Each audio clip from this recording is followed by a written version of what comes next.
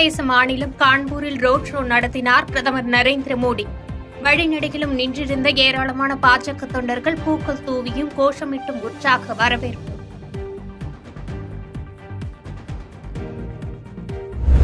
ஜம்மு காஷ்மீர் மாநிலம் பூஞ்ச் பகுதியில் பயங்கரவாதிகள் நடத்திய தாக்குதலில் 4 விமானப்படை வீரர்கள் காயம். தகவலறிந்த காஷ்மீர் ராஷ்டிரிய ரைபிள்ஸ் படை வீரர்கள் அங்கு பாதுகாப்பு பணியில் ஈடுபட்டு பயங்கரவாதிகளை தேடும் பணியில் தீவிரம். பாலியல் துன்புறுத்தலால் பாதிக்கப்பட்ட பெண்ணை விசாரணைக்கு அனுப்பாமல் கடத்திய புகாரில் முன்னாள் அமைச்சர் ஹெச்.டி. ரேவண்ணாவை கைது செய்தது சிறப்பு புலனாய்வு குழு. முன்ஜாமீன் மே 6ஆம் தேதிக்கு ஒத்திவைக்கப்பட்டிருந்த நிலையில் ரேவண்ணா கைது செய்யப்பட்டார்.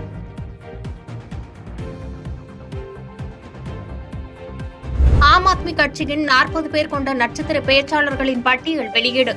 மதுபான கொள்கை முறைகேடு வழக்கில் சிறையில் உள்ள கெஜ்ரிவால் பெயர் பட்டியலில் இடம்பெற்றுள்ளதால் பரபரப்பு.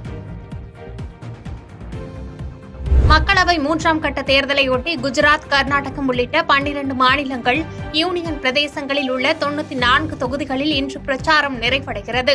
செவ்வாய்க்கிழமை மே 7ஆம் தேதி வாக்குப்பதிவு நடைபெறவுள்ள நிலையில் இறுதிக்கட்ட பிரச்சாரத்தில் கட்சிகள் தீவிர ஈடுபாடு. பிரபல பண பரிவர்த்தனை நிறுவனமான பேடிஎம்மின் தலைவர் பவேஷ் குப்தா தனது பதவியை ராஜினாமா செய்துள்ளார். தனிப்பட்ட காரணங்களுக்காக தலைவர் பொறுப்பிலிருந்து விலகுவதாக பவேஷ் குப்தா விளக்கம். அயோத்தி ராமர் கோயிலில் தனது மனைவியுடன் சாமி தரிசனம் மேற்கொண்டார் தமிழக ஆளுநர் ஆர்.என்.ரவி. ராமர் கோவில் தங்கள் நம்பிக்கையின் சின்னம் என்று சுவாமி தரிசனத்திற்கு பின்பு நெகிழ்ச்சி.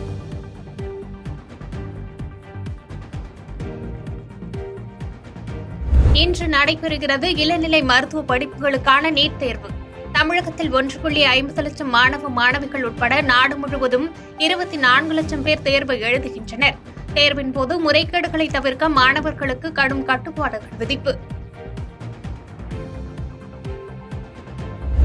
நெல்லை காங்கிரஸ் நிர்வாகி ஜெயக்குமார் மரணம் தொடர்பாக 7 தனிப்படைகள் அமைப்பு.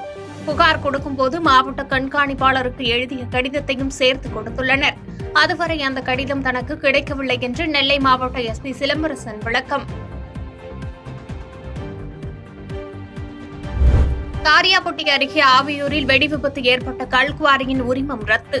மே 1 உழைப்பாளர்கள் தினத்தில் கல்குவாரியில் ஏற்பட்ட வெடிவிபத்தில் 3 பணியாளர்கள் நிகழ்விடத்தில் உயிரிழந்த நிலையில் மாவட்ட நிர்வாகம் அதிரடி நடவடிக்கை.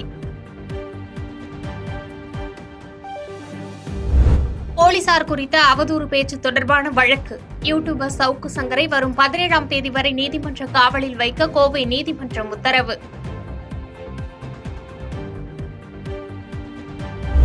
மலைப்பகுதிகளில் சிறப்பு அனுபவம் பெற்றவர்கள்தான் வாகனங்களை ஓட்டுகிறார்களா என்பதை உறுதி செய்ய வேண்டியது அரசாங்கத்தின் கடமை. தமிழ்நாடு முன்னாள் முதலமைச்சர் ஓ பன்னீர்செல்வம் எக்ஸ் தள பதிவு. மே 7 முதல் உதகையில் அமலுக்கு வருகிறது இ-பாஸ் நடைமுறை. உள்நாட்டு மக்கள் செல்போன் எண்ணை பதிவு செய்து இணையத்தில் இ-பாஸ் பெறும் வசதி அறிமுகம். ஆவடி அடுத்த பட்டாபிராமில் மின் பகிர்மான நிலையத்தில் பயங்கர தீ விபத்து. சேக்காடு, இந்து கல்லூரி, கோபாலபுரம், தண்டூரை போன்ற பல பகுதிகளில் மின்வெட்டு ஏற்பட்டு மக்கள் கடும் அவதி.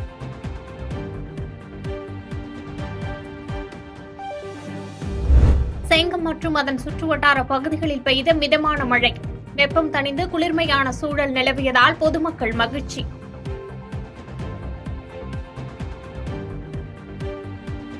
பொள்ளாச்சி சுற்றுவட்டார பகுதியில் கடும் வறட்சி காரணமாக அடியோடு வெட்டப்படும் தென்னை மரங்கள்.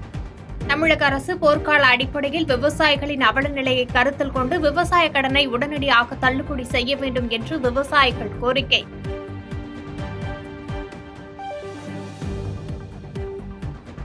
இந்திய பெருங்கடலின் தெற்கு பகுதியில் எவ்வித அறிகுறியும் இல்லாமல் ஏற்படும் பலத்த காற்றின் விளைவாக தமிழகத்தின் கடலோர மாவட்டங்களில் இன்று நள்ளிரவு வரை கடல் கொந்தளிப்புடன் காணப்படும் என இந்திய கடல்சார் தகவல் மையம் அறிவிப்பு. கடல் கொந்தளிப்பு மற்றும் அலை சீற்றம் காரணமாக படகுகளை பாதுகாப்பாக நிறுத்தவும் கடலோர பகுதியில் உள்ளவர்கள் எச்சரிக்கையாக இருக்கவும் அறிவுறுத்தல். பிரேசிலில் கனமழை காரணமாக ஏற்பட்ட வெள்ளப்பெருக்கில் 39 பேர் உயிரிழந்தனர். வெள்ளப்பெருக்கில் மாயமான 80 பேரை தேடும் பணியில் மீட்புப் படையினர் தீவிரம். பாதகம் செய்பவரை கண்டால் நாம் பயங்கொள்ளலாகாது பாப்பா. மோதி மிதித்து விடு பாப்பா, அவர் முகத்தில் உமிழ்ந்து விடு பாப்பா. அண்மை செய்திகளை உடனுக்குடன் தெரிந்து கொள்ள இணைந்திருங்கள் இயம்நாடு தொலைக்காட்சியுடன்.